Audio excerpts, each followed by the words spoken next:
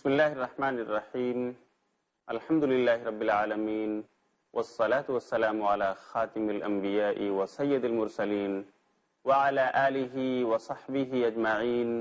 اما بعد قال اللہ تعالی فی کلامہ المجید اعوذ باللہ من الشیطان الرجیم بسم اللہ الرحمن الرحیم والذین لا یشہدون الزور وإذا مروا باللغو مروا کراما رب اشرح لی صدری ویسر لی امری واحلل عقدۃ من لسانی یفقہوا قولی اللہم انفعنی بما علمتنی وعلمنی ما ینفعنی یا رب العالمین۔ معزز ناظرین کرام، اس سیریز میں ہم آج پھر آپ کا استقبال کرتے ہیں۔ السلام علیکم ورحمۃ اللہ وبرکاتہ۔ پیارے ناظرین، آج کی اس نشست کا موضوع ہے جھوٹی گواہی دینا اور جھوٹی قسم کھانا۔ یہ دونوں بڑے گناہ ہیں جس پر شریعت میں وعید وارد ہوئی ہے۔ لیکن میں آپ کو یاد دلاؤں، پچھلی نشست میں بھی میں نے آپ سے بات کیا تھا جھوٹ کی بابت کہ عام طور پر اپنی زندگی میں، معاشرے اور سماج میں رہتے ہوئے جھوٹ بولنا، جھوٹ کو اپنی عادت بنا لینا، یہ بھی بڑا گناہ ہے۔ آج ہم بطور خاص آپ کو بتائیں گے کہ جھوٹی گواہی دینا یا جھوٹی قسم کھانا یہ بھی بڑے گناہ ہیں۔ سب سے پہلے آپ سے عرض کروں کہ جھوٹی گواہی یہ گناہ کبیرہ ہے۔ جھوٹی گواہی کیا ہے؟ آپ کے خاندان کا کوئی شخص ہے، کوئی مقدمہ اس کے اوپر ہے، ناحق وہ کسی کے پراپرٹی، کسی کی جائیداد، کسی کی زمین پر قبضہ جمانا چاہتا ہے، اس کو شہادت کی ضرورت ہے، اس کو گواہی کی ضرورت ہے۔ وہ آپ کے پاس آتا ہے کیونکہ آپ رشتہ دار ہو، کیونکہ آپ قبیلے اور خاندان کے ہو، اس امید میں کہ آپ اس کے گواہ بن جاؤ گے۔ حالانکہ آپ حاضر نہیں تھے، یا آپ اگر حاضر تھے بھی اور یہ حق اس کا نہیں ہے تو آپ کو وہ لے جا کر کورٹ میں حاضر کرتا ہے، یہ میرے گواہ ہیں، اور وہاں پر آپ اس کے حق میں گواہی دیتے ہو کہ معاملہ ایسا ہی ہے، میں ان کو جانتا ہوں، میں سمجھتا ہوں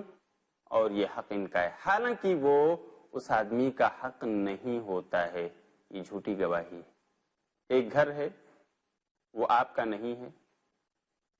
کسی اور کا ہے، آپ نے مافیا گروپ کے تھرو اس فلیٹ پہ آ کے قبضہ جما لیا،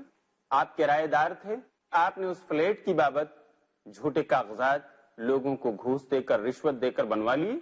اور مالک مکان کو تھما دیا کہ اب یہ میرا گھر ہے، میں تم کو کرایہ نہیں دوں گا، یہ تو میرا اپنا ہے۔ گواہی کی ضرورت پڑی تو آپ نے کسی پڑوسی کو بلایا، چلو یار میری گواہی دے دو۔ ہے وہ فلیٹ کرائے کا جس میں آپ رہ رہے ہو، اس کا مالک کوئی اور ہے، لیکن آپ نے اس فلیٹ میں رہتے ہوئے لوگوں کو گھوس پات دے کر، لوگوں کو رشوت دے کر، پیسے کھلا کر اس مالک مکان کے گھر کو، اس کے فلیٹ کو، اس پر آپ نے قبضہ جما لیا۔ ایک آدمی کو بلایا، چلو جھوٹی گواہی دے دو۔ وہ آدمی گیا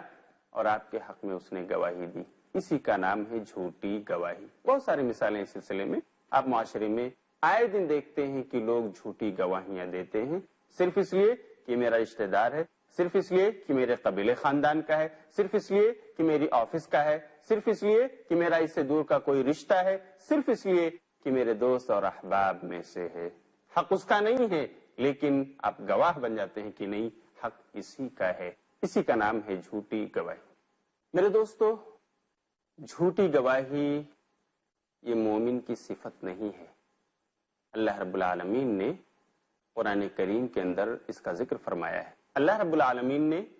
سورہ فرقان، سورہ نمبر 25 اور آیت نمبر 72 میں ارشاد فرمایا، وَالَّذِينَ لَا يَشْهَدُونَ الزُّورَ وَإِذَا مَرُّوا بِاللَّغْوِ مَرُّوا كِرَامًا۔ مومنوں کی صفت یہ ہے، اچھے لوگوں کی صفت یہ ہے کہ وہ جھوٹ نہیں بولتے، لا يشهدون الزور، جھوٹی بات نہیں بولتے، جھوٹی گواہی نہیں دیتے۔ وَإِذَا مَرُّوا بِاللَّغْوِ مَرُّوا كِرَامًا، اور جب کبھی لغو بات سے ان کا گزر ہوتا ہے، لوگ لغویات میں مبتلا ہوتے ہیں تو وہ شرافت سے گزر جاتے ہیں، اس میں انٹرفیئر نہیں کرتے، دخل اندازی نہیں کرتے، کیونکہ عبث اور بے فائدہ چیزوں میں لوگ ڈسکشن کر رہے ہوتے ہیں۔ یہ کس کی صفت ہے؟ مومن کی صفت ہے کہ وہ جھوٹی گواہی نہیں دیتا، جھوٹ نہیں بولتا اور لغو باتوں میں اپنے آپ کو نہیں ڈالتا۔ یہی جھوٹی گواہی بعض احادیث رسول میں بھی اس کا تذکرہ موجود ہے۔ چنانچہ صحیح مسلم میں حضرت انس رضی اللہ تعالی عنہ سے مروی ہے، وہ کہتے ہیں کہ نبی صلی اللہ علیہ وسلم نے ایک بار کبیرہ گناہوں کا تذکرہ کیا، یا آپ سے کبیرہ گناہوں کے بارے میں پوچھا گیا، او سئل عن الکبائر، راوی کو شک ہے کہ آپ نے خود تذکرہ فرمایا یا یہ کہ آپ سے پوچھا گیا، استفسار کیا گیا، تو آپ نے فرمایا بڑے گناہوں میں سے اللہ کے ساتھ شرک کرنا ہے، ماں باپ کی نافرمانی کرنا ہے۔ حضرت انس کہتے ہیں صحیح مسلم کی اس روایت میں کہ اللہ کے رسول صلی اللہ علیہ وسلم ٹیک لگا کر بیٹھے ہوئے تھے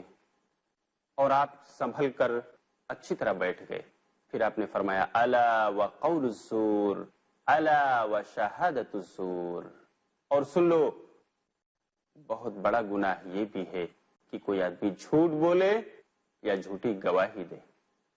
کون کہہ رہے ہیں؟ نبی آخر الزماں، محسن انسانیت، نبی رحمت حضرت محمد مصطفیٰ صلی اللہ علیہ وسلم۔ میرے دوستو، ہماری زندگی میں جھوٹ کن کن راہوں سے آتا ہے، ہم اپنے کن کن معاملات میں جھوٹ بولتے ہیں، اس کی بالکل ہم رعایت نہیں کر پاتے کہ دین اسلام ہم سے کیا کہتا ہے، اس کا ہم سے تقاضا کیا ہے، اور صرف اپنی خاندانی حمیت، صرف قبائلی عصبیت یا اور کسی رشتہ داری کی وجہ سے ہم لوگوں کے طرفدار، بیجا طرفدار بن جاتے ہیں اور اس طرح جھوٹی گواہی کے مرتکب ہوتے ہیں۔ ہمیں اس سلسلے میں سوچنا چاہیے، اپنی اصلاح کرنی چاہیے، اپنا محاسبہ کرنا چاہیے کہ ہم کیا کر رہے ہیں۔ اسی طرح جھوٹی قسم کھانا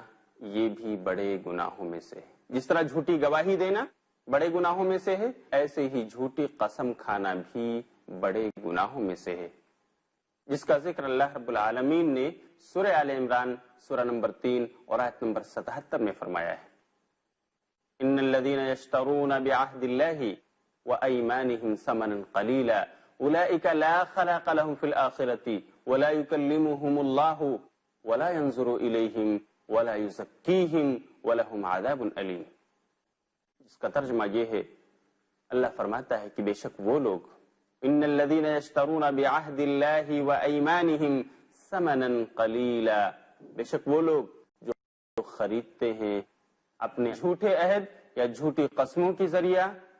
تھوڑی پونجی، دنیا کا تھوڑا مال و متاع خریدتے ہیں، کس کے بدلے؟ اپنی جھوٹی قسموں کے بدلے۔ اولئک لا خلاق لهم فی الآخرۃ، یہی وہ لوگ ہیں جن کا آخرت میں کوئی بھی حصہ نہیں رہ جاتا، وہاں کچھ نہیں ملے گا ان کو۔ ولا یکلمہم اللہ، اور صرف یہی نہیں بلکہ اللہ ان سے بات چیت تک نہیں کرے گا قیامت کے دن۔ ولا ینظر الیہم، اور ان کی طرف نظر رحمت بھی نہیں کرے گا۔ ولا یزکیہم، اور نہ ان کا تزکیہ فرمائے گا، نہ انہیں پیوریفائی کرے گا۔ ولہم عذاب الیم، بلکہ ایسے لوگوں کے لیے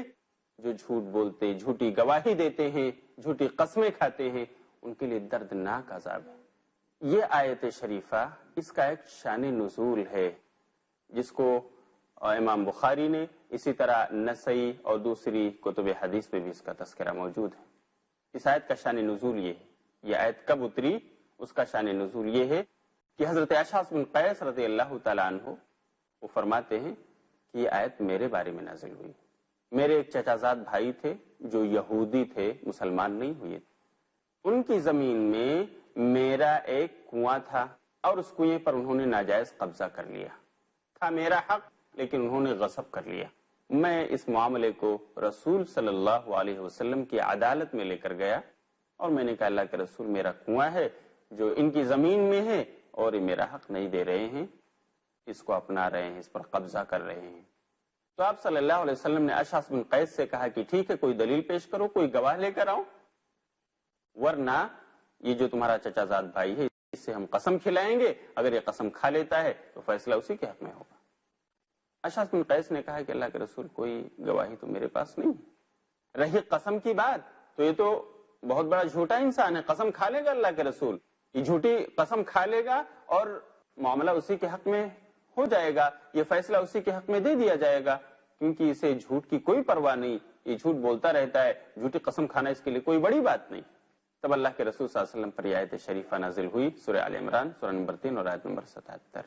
جس میں اللہ تعالیٰ نے فرمایا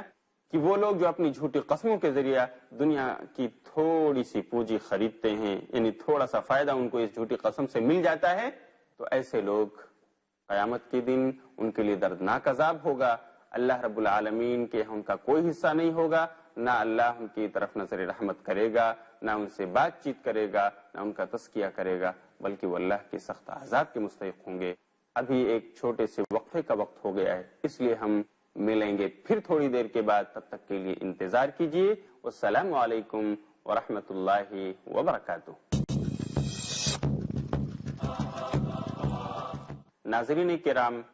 اس نشست میں دوبارہ آپ کا استقبال ہے۔ السلام علیکم ورحمۃ اللہ وبرکاتہ۔ ہم آپ سے گفتگو کر رہے تھے جھوٹی گواہی اور جھوٹی قسم کے بارے میں، کہ یہ دونوں بڑے گناہوں میں سے ہیں اور ہم سب کو اس سے بچنا چاہیے، ورنہ اللہ سبحانہ و تعالیٰ کے یہاں ہمارا کوئی حصہ نہیں ہوگا اور ہم خسارہ پانے والوں میں سے ہوں گے۔ جھوٹی قسم، اس کی وجہ سے انسان کے دل پر سیاہ دھبا پڑ جاتا ہے، جس کی وجہ سے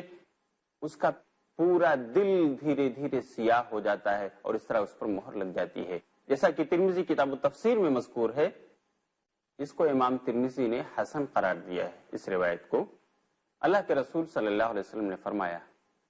کہ وہ آدمی جس کے قسم پر اس فیصلے کا دار و مدار ہو، جو آدمی کسی معاملے میں گواہ بنایا جائے اور اس کی قسم اس معاملے میں فیصلہ کن ثابت ہو رہی ہو، تو اگر وہ اس قسم میں مکھی کے پر کے برابر بھی جھوٹ کو ملا دے تو اللہ رب العالمین اس کے دل پر سیاہ دھبا لگا دیتا ہے، اور اس طرح رفتہ رفتہ اس کا دل پورا سیاہ ہو جاتا ہے اور اس پر مہر لگ جاتی ہے۔ تو میرے دوستو، اللہ کے رسول صلی اللہ علیہ وسلم کی زبان سے نکلی ہوئی اس وعید سے بچنے کا آسان طریقہ یہ ہے کہ ہم کوئی بھی بات اپنی زبان سے ادا کرنے سے پہلے سوچیں کہ ہم اس میں جھوٹے ہیں یا سچے، ہماری زبان جھوٹ بولنے جا رہی ہے یا سچ، اور اس طرح اگر ہم محاسبہ کرتے رہیں گے تو انشاءاللہ اس وعید سے بچ سکتے ہیں۔ بلکہ بخاری کی روایت کے مطابق اگر ایک انسان جھوٹ بولتا ہے، جھوٹی قسم کھاتا ہے، تو اللہ رب العالمین قیامت کے دن اس پر سخت غضبناک ہوگا۔ اللہ کے رسول صلی اللہ علیہ وسلم فرماتے ہیں کہ جو شخص گواہی دے اور گواہی دیتے ہوئے وہ جھوٹی قسم کھا لے تو اللہ رب العالمین قیامت کے دن اس پر سخت غضبناک ہوگا اور اس کی طرف نظر رحمت نہیں کرے گا۔ اور یہی بات میں نے آیت کریمہ جو آپ کے سامنے پیش کی سورہ آل عمران کی، اس میں بھی مذکور ہے۔ اور آپ جانتے ہیں وہ مشہور حدیث آپ نے سنی ہے مختلف نشستوں کے اندر، جو حضرت عبداللہ بن عمرو بن عاص رضی اللہ تعالیٰ عنہ سے مروی ہے، کہ انہوں نے اللہ کے رسول صلی اللہ علیہ وسلم سے پوچھا کہ بڑے بڑے گناہ کیا ہیں؟ تو اللہ کے رسول صلی اللہ علیہ وسلم نے جواب دیتے ہوئے فرمایا، الاشراک باللہ وعقوق الوالدین، شرک کرنا، ماں باپ کی نافرمانی کرنا، والیمین الغموس، اور جھوٹی قسم کھانا۔ تو عبداللہ بن عمرو بن عاص نے کہا کہ اللہ کے رسول جھوٹی قسم کیا ہے؟ تو آپ نے فرمایا جھوٹی قسم یہ ہے کہ کوئی انسان جھوٹی قسم کھا کر کے کسی کا مال غصب کر لے حالانکہ وہ اس کا حق نہیں ہے۔ میرے دوستو، یہ جو یمین کا لفظ ہے اس کے معنی ہے قسم، اور غموس کا مطلب ہے ڈبو دینے والی۔ تو الیمین الغموس کا مطلب ہوا ایک ایسی قسم جو انسان کو قیامت کے دن جہنم میں ڈبو دے گی، جہنم میں غرق کر دے گی۔ تو اس سے اشارہ اس بات کی طرف ہے کہ انسان اگر جھوٹی قسم کا مرتکب ہوتا ہے اور اس جھوٹی قسم کے ذریعہ کسی کا مال ہڑپ کر جاتا ہے، کسی کی زمین اور جائیداد کو غصب کر لیتا ہے، تو قیامت کے دن اس کا یہ جرم، اس کی یہ قسم اس کو جہنم میں ڈبو کر رہے گی اور وہ ہلاک و برباد ہو کر رہ جائے گا۔ پیارے ناظرین کرام، جھوٹی گواہی دینا اور جھوٹی قسم کھانا یہ بڑے گناہوں میں سے ہے، جس سے ہمیں اور آپ کو بچنا چاہیے، اپنی سوسائٹی اور سماج کو بچانے کی بھی فکر کرنا چاہیے۔ اسی سے ریلیٹڈ ایک اور چیز ہے جس کا میں اسی نشست میں آپ سے تذکرہ کرنا چاہتا ہوں۔ جھوٹ بولنا گناہ کبیرہ، جھوٹی گواہی دینا گناہ کبیرہ، جھوٹی قسم کھانا گناہ کبیرہ۔ اسی طرح اسی جھوٹ سے ریلیٹڈ ایک اور چیز ہے جو بہت بڑا گناہ ہے، اور وہ ہے اللہ اور اس کے رسول پر جھوٹ باندھنا۔ وہ کیا ہے؟ آپ جانتے ہیں کہ اللہ اور اس کے رسول کی بات شریعت اسلام میں حجت ہے، دلیل ہے، جس پر عمل کر کے لوگ جنت پا سکتے ہیں، جہنم سے بچ سکتے ہیں۔ لیکن اگر کوئی انسان اللہ کی طرف منسوب کر کے کوئی ایسی بات کہے جو قرآن میں نہ ہو، قرآن جو اللہ کا کلام ہے، اگر اس میں وہ بات نہ ہو اور انسان بولے کہ نہیں ہے، یعنی اللہ کی طرف اس کی نسبت کرے، تو وہ اللہ پر جھوٹ باندھ رہا ہے۔ اسی طرح اگر حدیث رسول میں کوئی بات نہ ہو، صحیح احادیث رسول میں کوئی بات نہ ہو، اور آدمی ان کی طرف نسبت کر کے بیان کرے کہ اللہ کے رسول نے ایسا کہا اور ایسا کہا، تو وہ بھی رسول پر جھوٹ باندھنا ہے۔ یہ دونوں بھی بڑے گناہوں میں سے ہیں اور کبائر میں ان کا شمار ہوتا ہے، بلکہ ایسے لوگوں کا ٹھکانہ جہنم اور ایسے لوگوں پر جنت حرام ہے۔ جیسا کہ اللہ رب العالمین نے سورہ زمر سورہ نمبر 39 اور آیت نمبر 60 میں اس کا تذکرہ کیا ہے۔ یوم القیامت تری الذین کذبوا علی اللہ وجوہہم مسودہ، کہ قیامت کے دن تم ان لوگوں کو دیکھو گے جو اللہ پر جھوٹ باندھ رہے ہیں، اللہ پر جھوٹ بول رہے ہیں، ان کے چہرے کالے اور سیاہ ہوں گے۔ حدیث رسول میں بھی اس بات کا تذکرہ موجود ہے کہ جھوٹ بولنا بہت بڑا گناہ ہے۔ میرے دوستو، یہاں یہ جاننا بھی فائدے سے خالی نہیں